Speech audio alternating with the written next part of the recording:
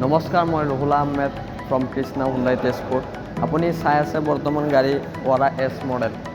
এইখনত আপুনি 1.2 kappa litre engine পায়, লগতে 1200 cc পায়। ইয়াতে আপুনি ভালেখিনি ফিচাৰ পাই যাব। ধৰি লওক আপোনাৰ 1 নম্বৰত আছে ছেফটি ফিচাৰ, 6টা এয়াৰবেগ পাই যাব ইয়াতে ৱাৰা এছ মডেলত। আৰু যিকোনো এতিয়া নতুন যিকোনো হুণ্ডাই গাড়ী আহি আছে তাতে আপুনি 6টাকৈ এয়াৰবেগ পাই ৰাখিব। আহক এতিয়া আমি ভিতৰলৈ যাওঁ।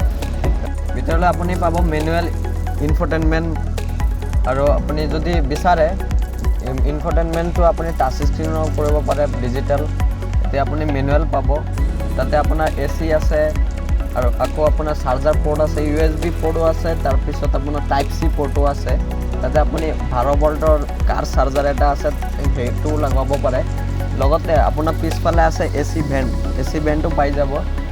এতিয়া কথাটো হৈছে, আপুনি যদি আপোনাৰ সপোনৰ গাড়ী ৱাৰা এছখন যদি আপুনি নিব বিচাৰে বা ল'ব বুলি প্লেন কৰিছে, তেনেহ'লে স্ক্ৰীণত থকা নম্বৰ আছে, তাতে আপুনি কল কৰিব পাৰে। আৰু যদি অন্য কিছু তথ্য জানিব আছে, তেনেহ'লে আপুনি কণ্টেক্ট কৰিব পাৰে।